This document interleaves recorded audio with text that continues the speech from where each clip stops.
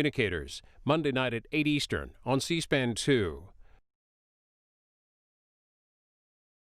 Minnesota Republican Congressman Walter Judd served in the U.S. House from 1943 to 1963 and was a medical doctor, a missionary to China in the 1920s, and a devoted anti-communist.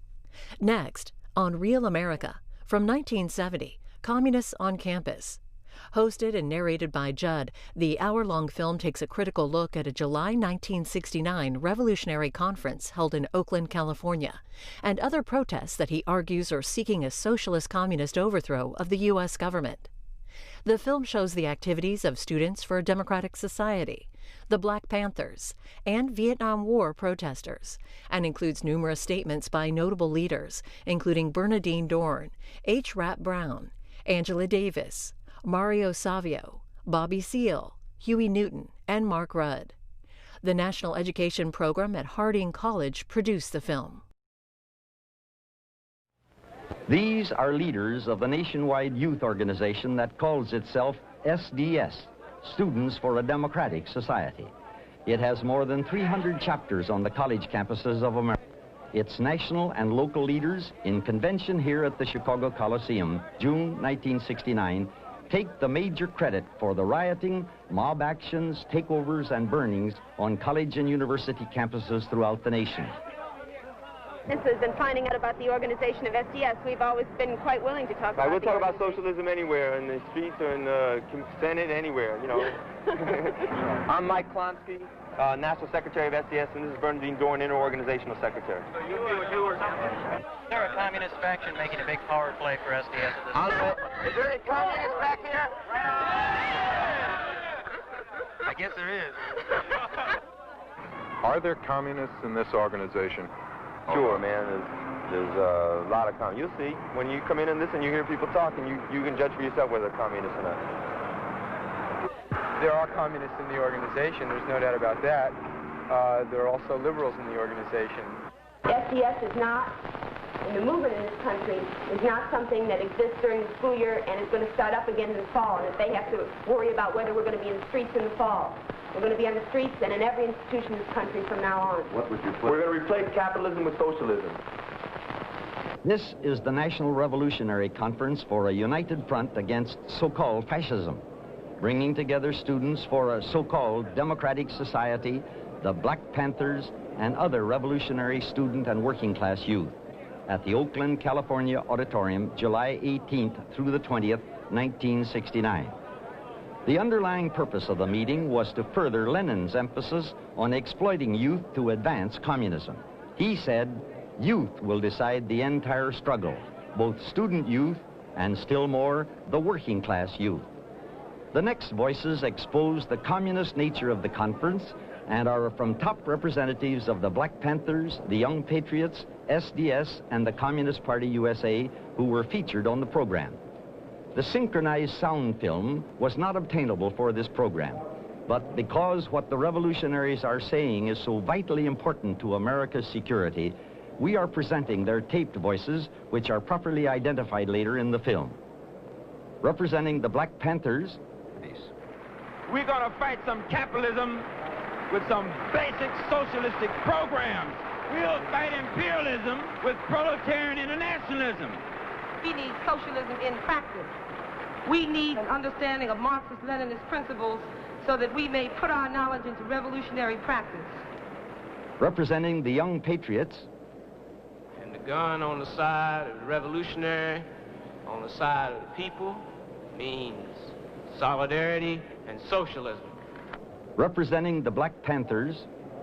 The red book is my Bible, the gun is my staff. Representing SDS. Our program is going to be to come back on the campuses this fall and hit them harder than they've ever been hit before. The struggle that is going to ultimately defeat United States imperialism is going to be an international struggle. It's going to be an armed struggle. It's going to be a struggle that's going to have to take place in the third world against U.S. imperialism and in the mother country against U.S. imperialism. We must be clear on how the final struggle will be waged, and we must be a part of that struggle. Students must be opening up the campuses to the working class must be going into the working class communities, becoming part of the proletariat, and must be getting ready for armed struggle. Representing the Communist Party, USA. We want a redirection of U.S. foreign policy from one which seeks to destroy the national liberation struggles of the peoples and to contain and roll back socialism, an end to U.S. militarism, the disbanding of all overseas U.S. bases, an end to the draft, the return of U.S. soldiers from abroad, and in the first place, the withdrawal of U.S. forces from Vietnam. A U.S. foreign policy that boycotts and blockades South Africa and supports and trades with and encourages the Revolutionary Republic of Cuba. Yes, they are communists. Their mission proudly proclaimed the violent overthrow of the democratic system. And yet our nation seems unbelieving, even unconcerned. Many newspapers, television commentators, and educators call these young revolutionaries dissidents. The problem, they say, is simply one of student unrest. But are these voices voices of mere dissent, of mere student unrest, or of sedition and revolution?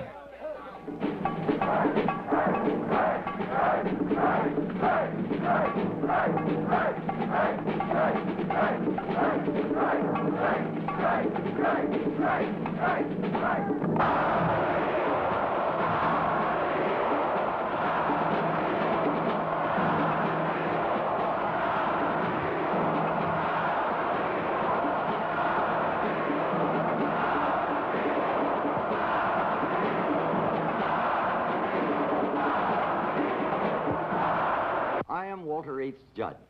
This film is presented by the National Education Program, Searcy, Arkansas, to inform and to impress upon American citizens who love their country the true nature and the true magnitude of those forces linked to world communism that are working within our nation for its overthrow.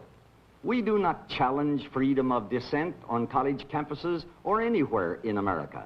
We acknowledge the existence in colleges and universities of broad areas for improvement, and we support efforts toward changes beneficially affecting the future of American youth. This documentary is devoted to an entirely unrelated movement for change, a movement of revolution, which openly declares its purpose to be, first, the destruction of our American educational system, then our economic system, and finally, our system of government. Let the revolutionaries themselves tell it like it is in this film, Communists on Campus. This is Mark Rudd, June 1969, elected national leader of SDS at this national SDS convention at the Chicago Coliseum. This is Mark Rudd, April 1968, at Columbia University, New York City. Rudd had been named chairman of the SDS chapter at Columbia after returning from a 3-week tour of Cuba where he visited Fidel Castro. We have closed down 4 university buildings, 3 of which usually have classes. We've had mass meetings of 800 and 600 people respectively. What do you think will be the outcome of this? Do you think that you'll get all those 6 demands? Isn't anything negotiable here? What will be the outcome? We think that we will win our demands. We think we're in a very strong position. In fact, we think this is probably, very strong position. We think we will win our demands. Many people who had been sympathetic to you now say they're annoyed because you've gone too far. I would say that we now have more support than any group has about any political issue has ever held at any time. We have the McCarthy group, which has 650 members, is behind us. Certainly there are people from off campus. This is a number of our demands. Our substantive demands about the gym involve community issues, and our demands about the Institute for Defense Analysis involves issues, worldwide issues, and the question of support for Americans, for the United States foreign policy. SDS leader Mark Rudd later admitted his demands at Columbia were a hoax and a pretext. Quoting the National Review, November 5, 1968, "Let me tell you," Rudd said, "we manufactured the issues. The Institute of Defense Analysis is nothing at Columbia, just 3 professors. And the gym issue is bull. It doesn't mean anything to anybody." Is SDS, Mark, really interested in Colombia, or is it just a stepping stone? Are you concerned with something much bigger than Colombia? Why did you use Colombia, or did you use Colombia? I'd say that neither is true, or both are true. So what it is a training ground, or not only a training ground, but one that has immediate relevance.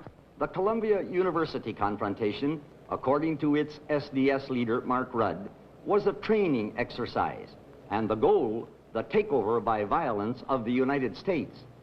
According to a Los Angeles Times report, December 22, 1968, and I quote, "At the height of the student rebellion at Columbia, an SDS leader was approached by worried moderates who objected to reported plans for using clubs and gasoline against the police. They were told very clearly, quote, 'You liberals don't understand what the scene is all about.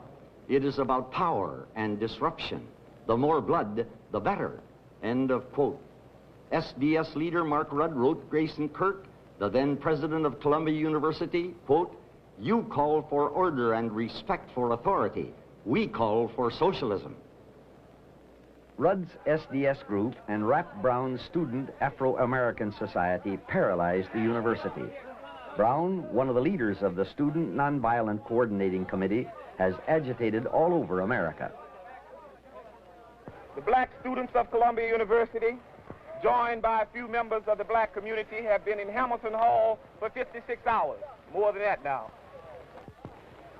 Now the brothers in here maintain that they will stay here until the university is willing to talk on their terms. And we are going in the community of Harlem and bolster support down there. So we're going to let Columbia know that if they don't want to deal with the brothers in here, they're going to deal with the brothers on the street.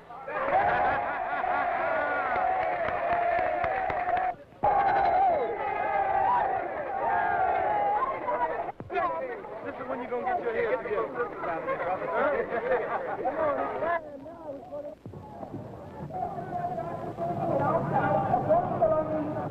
April 20th, 1969.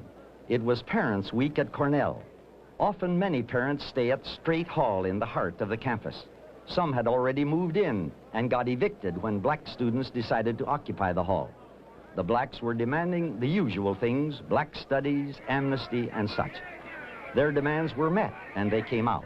It was then everyone realized the black students were armed during the occupation.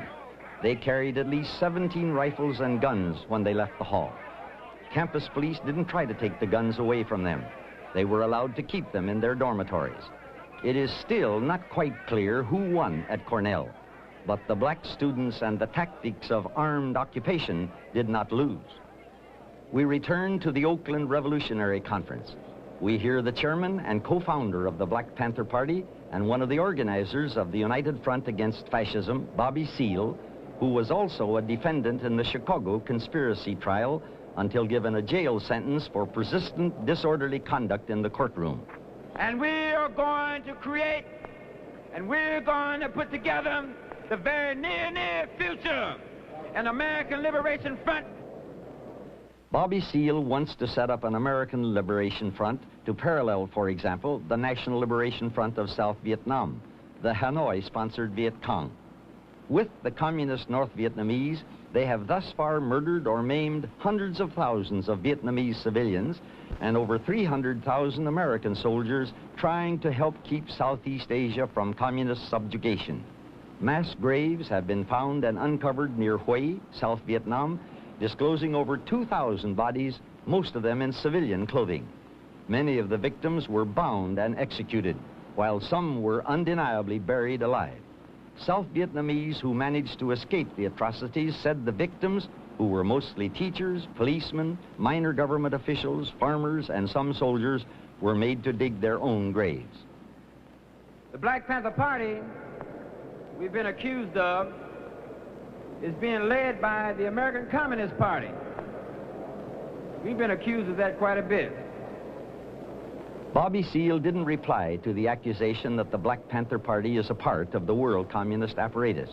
But his Minister of Information, Eldridge Cleaver, a top voice of the Black Panthers, speaking from communist-dominated Algiers to which he had fled, set the record straight, and I quote, We are a Marxist-Leninist party, and implicit in Marxism-Leninism is proletarian internationalism. David Hilliard, Panther Chief of Staff, added, quote, Marxism, Leninism, and socialism must be the goal of the revolutionaries who seek to destroy the American system. There were many top communists featured on the program with Panther Chairman Bobby Seale. One of them was this next speaker, the leading theoretician and strategist of the Communist Party USA, Herbert Aptheker. I deeply appreciate the honor of speaking here this evening. For me, the honor is multiplied since J. Edgar Hoover has denounced this meeting's main initiator, the Black Panther Party, as, quoting, without question, the greatest threat to the internal security of the country.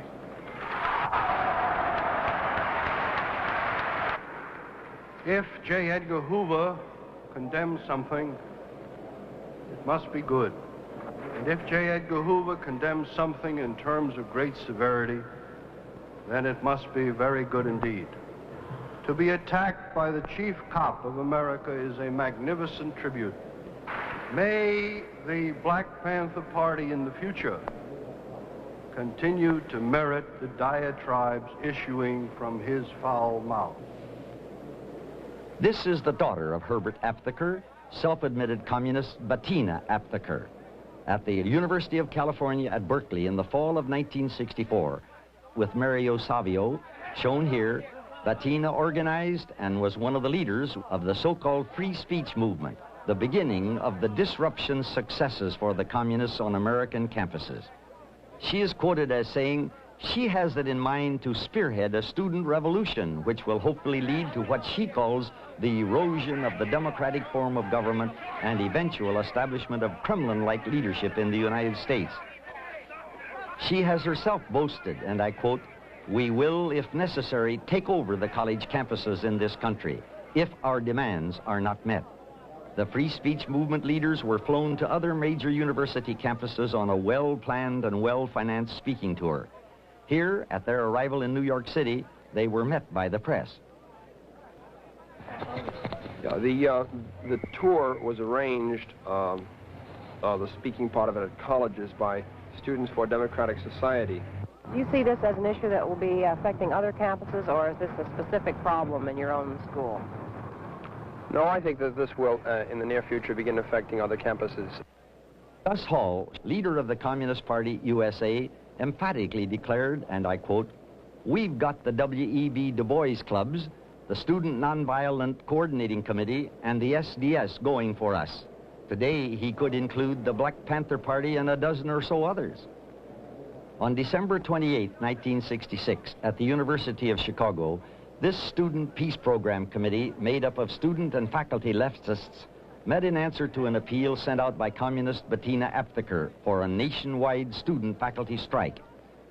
The House Committee on Un-American Activities reported, and I quote, the proposal for the nationwide student strike was completely communist in origin. The aim of the dominant communist element in these movements is to undermine the United States, promote a communist takeover in Vietnam, and the general advance of world communism, unquote. The group with the largest representation at this conference was SDS. One of the principal speakers of the conference, the initiator of the idea for a nationwide student faculty strike, and the author of this book, Big Business and the American University, was Bettina Aptheker. Are the communists running this conference? There's a temporary steering committee which consists of 15 organizations plus 4 people from the preparations committee. The organizations include SDS, the National Student Association, the Student Nonviolent Coordinating Committee, the Southern Christian Leadership Conference, the Young Socialist Alliance, the Du Bois Club, the Chicago Peace Council, who are the hosts of this conference, and so forth. What kind of decisions do you expect to see out of this conference? Well, I don't want to preclude anything that the conference is going to decide. I don't want to make a statement that then sort of binds people to it. But I would say that the purpose of the conference is to discuss the possibilities of a nationally coordinated student mobilization in the spring against the war. and in particular on the issues of the draft, on the issue of university participation in the war effort, for example, war research, CIA research, and so forth that are done on campuses. And that's the purpose of the conference, and one would hope, although it's not certain, I mean, we're going to discuss it, some form and some kind of nationally coordinated protest. You just heard Communist Bettina Aptheker dictate the issues in 1966, which to this day are being used by the communists to rally often on-campus dissidents, militants, and dupes to accelerate their drive for the violent overthrow of our country. We have a message from Eldridge Cleaver to all the people in the United Front Against Fascism, and the message is this: right on! This is Eldridge Cleaver, convicted felon, a fugitive from the California penitentiary. He is one of the top leaders of the Black Panther Party, idol and hero of the revolutionary New Left. Here in the pages of the Black Panther Party newspaper, Eldridge Cleaver speaks out to his comrades in the U.S., a message from his hideout in communist Cuba at another time. He emphasizes the importance of destruction on the college campus. He writes, and I quote, "The most sensational and explosive clashes are being centered and focused more and more on the college campuses and on high school campuses. We must destroy their institutions from which they derive their power. We have to destroy the present structure of power in the United States. We have to overthrow the government, and the only means possible is violent overthrow." This is the voice of the Black Panthers repeating the Communist Party line, giving the words to the actions of today's stormtroopers. Another old guard communist was in the spotlight again, Archie Brown, one of the agitators who led the student riots against the House Committee investigating communist activities in the San Francisco Bay Area in 1960, the first major exercise of the misuse of student power by the communists in the 60s. This working class United States is going to organize and fight in its majority, and it's going to win, and it's going to lead the way to take over the government and make it a government for the workers and for the people. It's even more so because the emphasis is on the working people who are going to make the change together with everybody else when the change is going to be made. And one of the propositions was that anybody who was a communist, which I was and am, I think we can help win the working class and their unions to a program to defeat fascism and for progress and socialism in this country. Thank you. You have just heard admitted communist Archie Brown calling for progress and socialism in this country.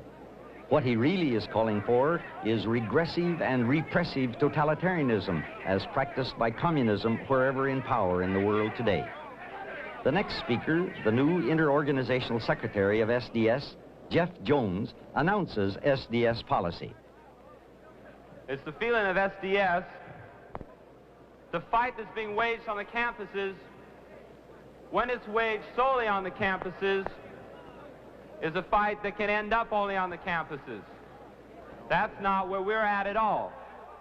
That's not where we as an organization of young revolutionaries are trying to move the student movement, are trying to link it up with the working class movement as the primary key upon which we're trying to build our movement. Organizations like the Black Panther Party, or the other revolutionary, international proletarian revolutionary organizations in this country. We're starting off on October 11th in Chicago. Last year, our most militant confrontation with the big power structure around the war at the time of the Democratic Convention. Now there's 8 revolutionaries on trial for organizing that demonstration. They're trying to stifle us, they're trying to repress us, they're trying to slow us down. We say that's bullshit. We say that's bullshit. That's the time for us to go back, even harder, stronger than we were last summer. October 11th, give everybody a chance who's doing organizing this summer, trying to reach working class young people, to get them to come in Chicago and fight in an international struggle, to get them to pull students off the campuses the second and third week of the semester around demands like free all political prisoners, U.S. occupation troops out of Vietnam, the black and brown communities, and off the schools. We must wage those demands, continue to wage those demands in the tradition of the San Francisco state struggle. More trouble erupted at San Francisco State College as the result of suspension of a teacher, George Mason Murray, a member of the Black Panthers. This is a film clip from Cuban national television. You see here George Mason Murray. The translation reads, and I quote, "We believe that guerrilla warfare is the correct form of struggle for the North American Negro population." We say people who have been oppressed and colonized by imperialism and fascism have the right to get into those institutions, and by doing that are going to change the class nature of those institutions and are eventually going to lead to shutting down those institutions until we've destroyed capitalism. I present to you tonight women combating fascism. Now, we didn't put them up here for nothing. Here they are. And I introduce you to Marie Walker Johnson. Heretofore, women had been thought of as merely being content to remain in a prone position. Well, things ain't what they used to be. Sisters and brothers, the people who will be speaking on this panel has not been chosen because of their revolutionary rhetorics. They were chosen because of their correct practice. She's armed with correct theory and practice. None other than our own sister, Roberta Alexander. Huey P. Newton says that we have to limit our bickering as much as possible between the movement and make our concentration upon the enemy. This is correct. Our sisters are struggling and participating in our political education classes. Our sisters are more and more taking a leadership role. We have sisters who can shoot. They can shoot as well as brothers. They're not sitting home with the babies. They're out there. They got their babies with them.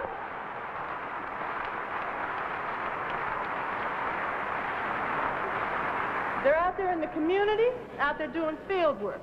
And it even goes down to the sexual levels. You know, whether or not the women are supposed to do so-and-so for the cause of the revolution, etc. And the sisters of the Black Panther Party, and I hope the sisters of the rest of the movement, of the rest of the United Front Against Fascism, follow the example of the Vietnamese women. All power to the people! Power to the people! Right on! The revolutionaries cry, "All power to the people. The people want, the people will take." But the people they refer to are themselves, the conspiracy, the revolutionaries, the tiniest minority in our country.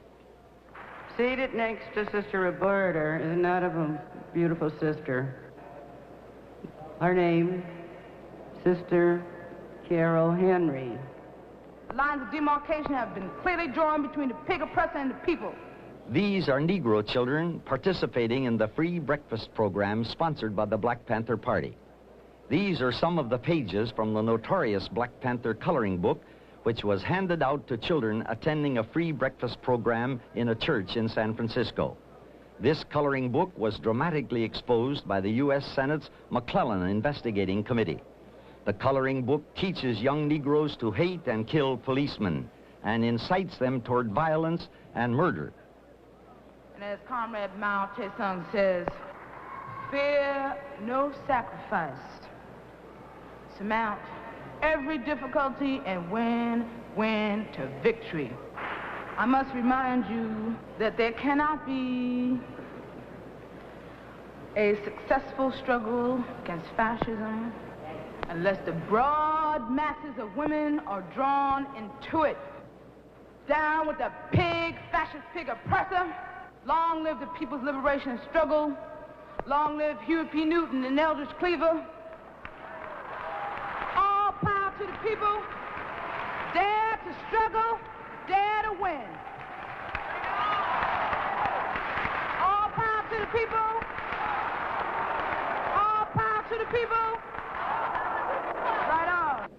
Dictionaries tell us that communism and fascism, both totalitarian systems, have an officially prescribed, all-embracing ideology which has an answer for everything, a correct attitude toward every aspect of human existence. The ideology, the Bible of the Black Panthers and most of the New Left revolutionaries is that prescribed in their ever-present little red book entitled Quotations from Chairman Mao Zedong. I'd like to introduce to you Sister Ora Williams. Chairman Mao says that a revolutionary should have largeness of mind, and he should be staunch and active, looking upon the interests of the revolution as his very life, and subordinating his personal interests to those of the revolution, always and everywhere. He should adhere to principles and wage a tireless struggle against all incorrect ideas and actions. He should be more concerned about the party and the masses than about any individual, be it mother, wife, or child, and more concerned about others than himself. Only then can he be considered a true revolutionary. You have a 5-week-old daughter, Kiana Malik, who has been instilled with revolutionary principles. This was inborn in her from revolutionary parents through practice in a revolutionary environment. She was born a revolutionary and will die one, the first of a new generation whose minds will not be conditioned by this power structure. Victory to the people, victory is ours. All power to the people, and long live the Minister of Defense. Sister Merlane Dixon, Doctor of Sociology, UCLA. The Radical Women's Liberation Movement was created by an international revolutionary movement and is part of it. As a very great woman, assassinated by the German government as a dangerous revolutionary, Rosa Luxemburg, once said, "The history of revolutionary struggle is a history of failure, but you only need to win once, and we shall. All power to the people." We have a telegram that I'd like to read to you. It's from the Tokyo Communist League. It's dated July 19th, 1969.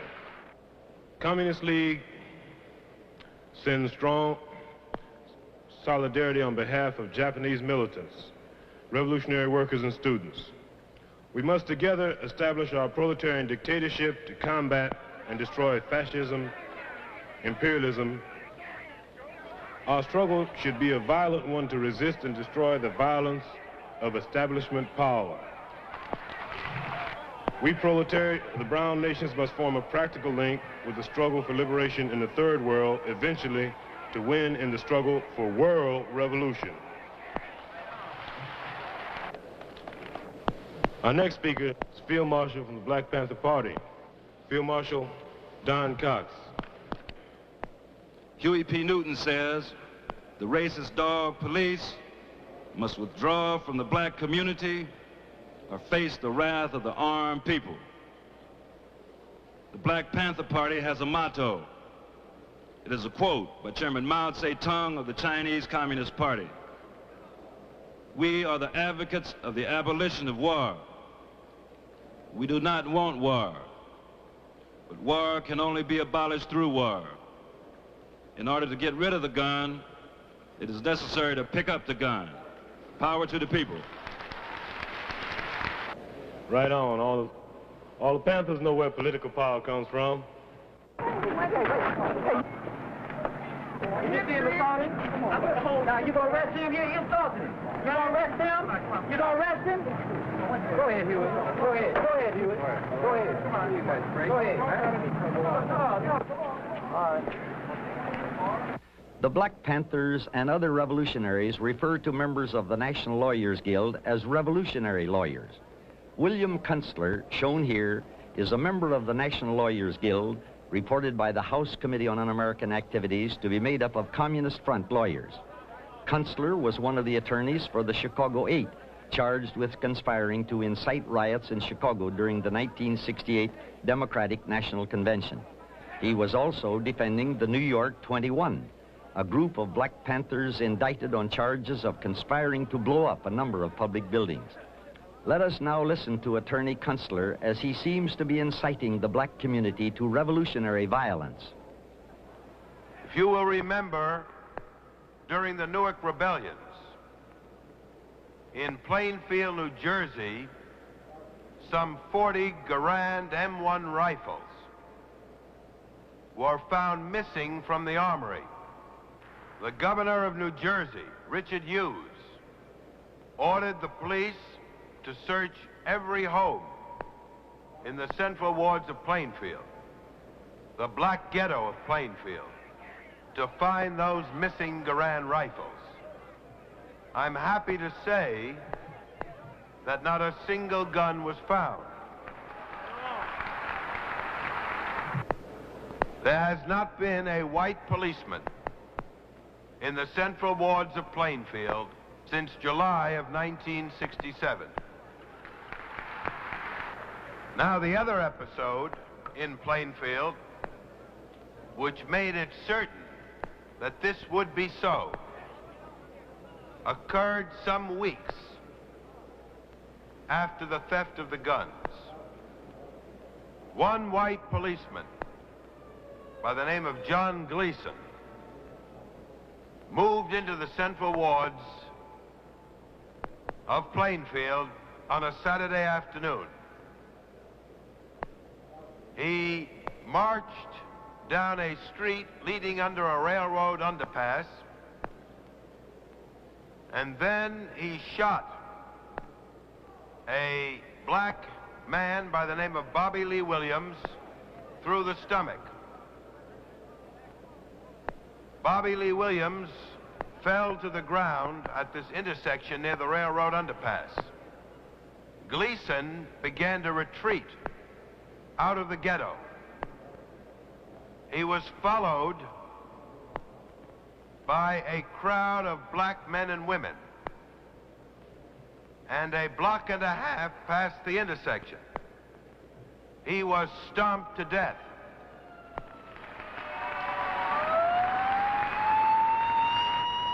In my opinion, he deserved that death.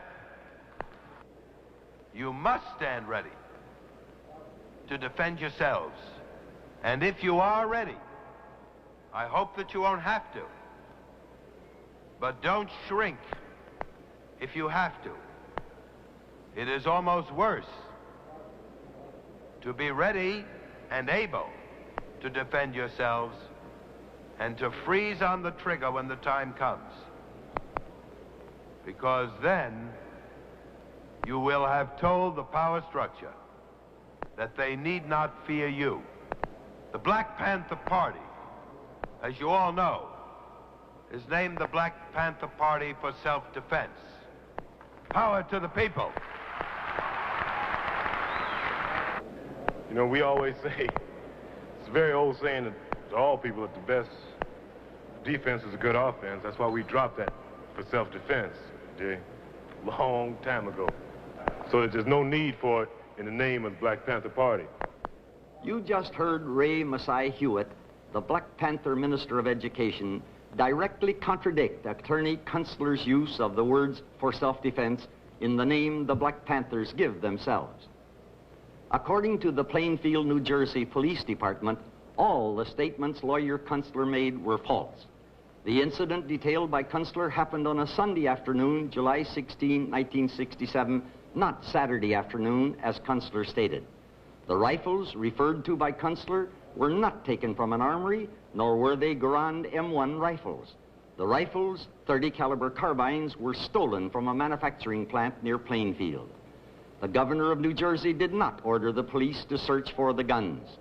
Contrary to what Kunstler would have you believe, some of the guns were found. Routine patrols, which include white policemen, have continued to operate in all the wards of Plainfield, the shooting incident notwithstanding. And it occurred during the rioting on the same day as the theft of the guns, not weeks later, as Kunstler said.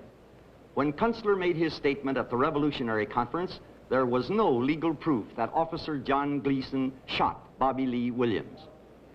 2 of the 12 blacks indicted for the murder of Officer Gleason were found guilty and sentenced to life imprisonment. In an effort to create a stronger bond between students and workers, a panel of rank-and-file trade union activists were featured on the Revolutionary Conference program.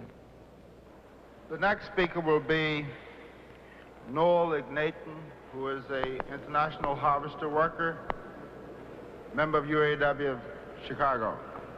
Oh. It's our opinion of myself and those of us in the shop, that it is no more possible to bring in a militant rank-and-file leadership into one of these unions by peaceful legal means than it is possible to seize state power by peaceful legal means. Brother Kenny Harston, who is the director of the Black Panther Caucus at UAW, Tremont, California. And he's also a very active brother of the Black Panther Party. Kenny Harston. What I want to say at this time is that the life and death struggle with reformism will begin. It has begun. How this struggle will end will depend on how completely the masses shake free of the present reformist leadership and put up militant resistance. Fascism will be our punishment tomorrow if we let pass the hour of socialism. Thank you. Clearly, no reform or progress within the American system is sought. The goal is total socialism-communism. The next speaker will be Barbara Vacan from the Revolutionary Workers Union in Richmond, California. Vietnam is the spearhead and the proof of that imperialism is being driven into a corner, that it's on the defensive, that it's on the decline, it's on the way out. And we have to understand that the proletarian forces like the Black Panther Party already are taking the lead in forging a united front which will not only beat back fascism but can actually overthrow the imperialist system. Now SDS and other forces that we work with is proposing for this fall a fall action around the war in Vietnam to revive the united front against the imperialist war in Vietnam and to force the imperialists out.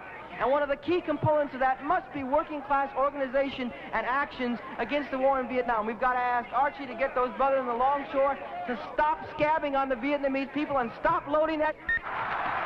Have you ever asked yourself why we have had increasing trouble with discipline in our armed forces? Listen closely to the chairman of the American Servicemen's Union, and you will understand. Okay, I'm going to run down some stuff tonight about the GI revolts and rebellions that have been going on in the U.S. Army over the last year, the organizing drive that we're undertaking. But before I do that, I got something real important here. Korean people have asked the American Servicemen's Union to send their greetings to the revolutionary young people in America. And they sent us a letter, which I'm going to read. Dear Andy, our thinking is that the ASU and the People's Korea will combine efforts in chopping the head off U.S. imperialism. We'll combine efforts in chopping the head off U.S. imperialism and tearing its limbs in concert with the revolutionary people the world over, in mutilating the U.S. ruling circles, fully supporting the ASU. You will readily agree with us in this respect, I believe. Yes, right on. The Democratic People's Republic of Korea is the banner of freedom and independence of our people, and also a powerful weapon of building socialism and communism. Your contributions will greatly encourage the Korean people in their struggle to achieve an independent, peaceful unification of the fatherland, accomplishing the complete victory of socialism and communism. The ASU is playing a leading role in this fight, in this organizing drive. We have chapters of the American Servicemen's Union on 60 large military installations in the United States and 40 overseas. Just as the Bolshevik Party organized through the Soviets in 1917 against the Tsar and the oppression in Russia, the American Servicemen's Union is organizing Soviets within the U.S. imperialist army. The only line that's going to lead to victory, the only line that's going to lead to victory and revolution is a proletarian line in the army.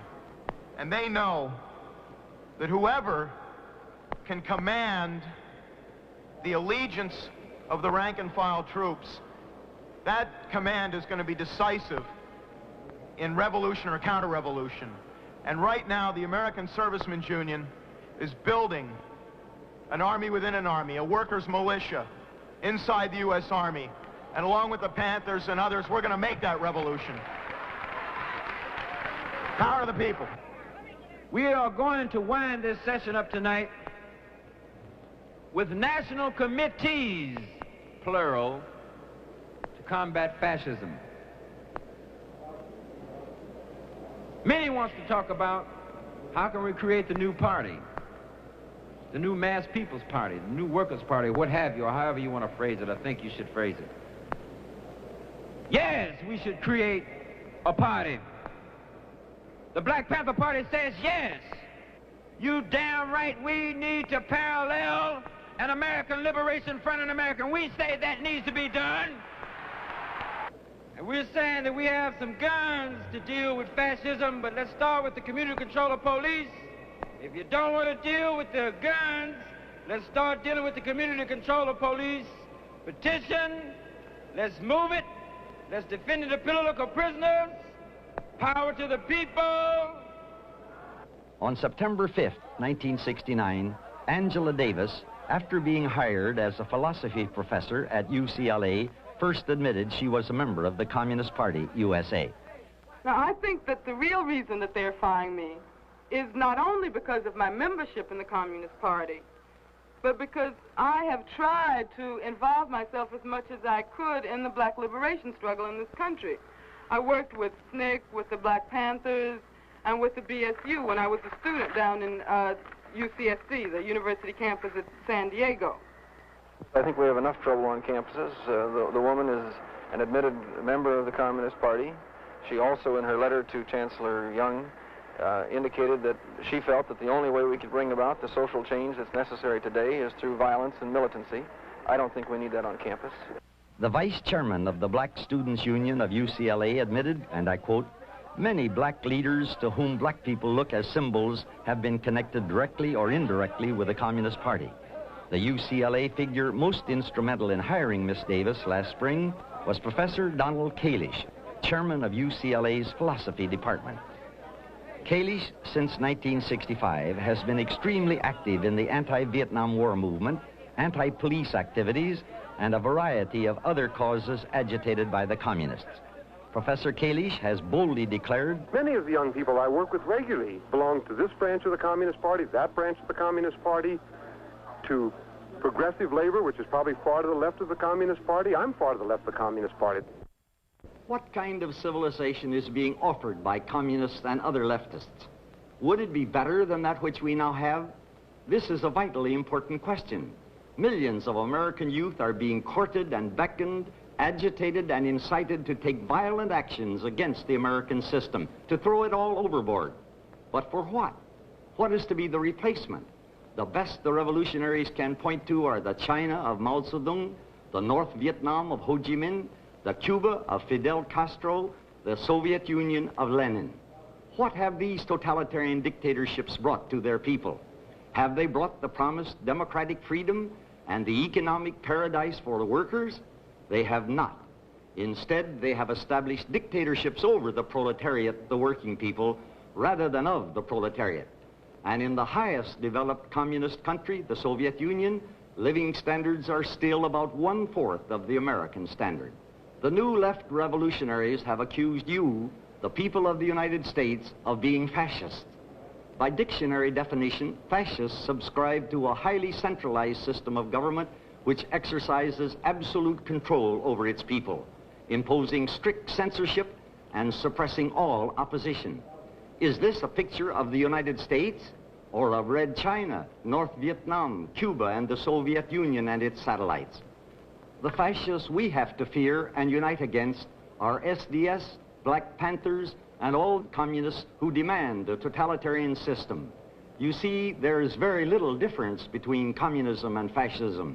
They are both totalitarian systems which share an officially prescribed, all-embracing ideology which has a supposed answer for everything, a correct attitude toward every aspect of human existence.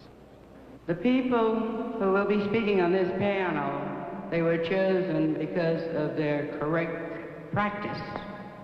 She's armed with correct theory and practice. The red book is my Bible, the gun is my staff. Chairman Mao says he should adhere to principles and wage a tireless struggle against all incorrect ideas and actions.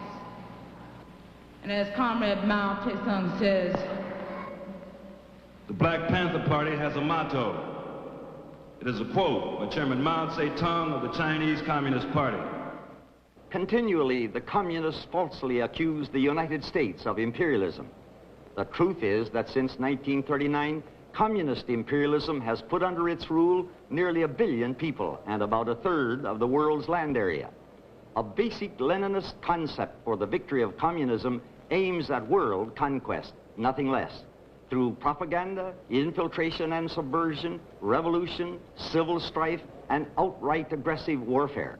The young revolutionaries want to destroy our educational system, but they don't tell us that in communist countries, the state dictates and directs the education of its youth according to what it believes are the needs of the state. There is no such thing as special privilege for the education of minority groups, and many black students brought to the Soviet Union from Africa have quit and returned to their homes in disgust because of the discrimination practiced against them. At this 15th Congress of the Young Communist League of the Soviet Union, held in the Moscow Kremlin, Leonid Brezhnev compliments the young people who are now, he says, and I quote, putting their heart and soul into the work of implementing the decisions of the Communist Party's 23rd Congress, unquote. They are being congratulated for implementing the decisions of the communist dictatorship. The aim of communist education is not the mind free of ignorance and prejudice, but the state-directed conformist who does exactly what he's told. The purpose of communist education is the all-powerful state, whereas the goal of democratic education is the free man. And who is the state in communist countries? About 12 communists in a self-appointed hierarchy. In Red China, the state is Mao Zedong. In North Vietnam, the state was Ho Chi Minh. In Cuba, the state is Fidel Castro. All total dictatorships over the people. No person who is truly dedicated to freedom, liberty, and the concept of democratic government, who opposes tyranny and totalitarianism, and at the same time is truly informed about the nature and the record of communism, joins in communist-led or communist front operations. No group should be allowed to plunder, riot, and terrorize our educational institutions and impose its will upon a majority of students who go to college to study and learn. Will it take a national disaster of monumental proportions before the public wakes up to the enemy within, now operating with impunity? Must a free society allow itself to be destroyed because of the very freedoms it defends? For the students of this land, and for all of us, understanding and finding ways to expose, neutralize, and overcome the communist threat is not a political issue. It is a matter of national survival.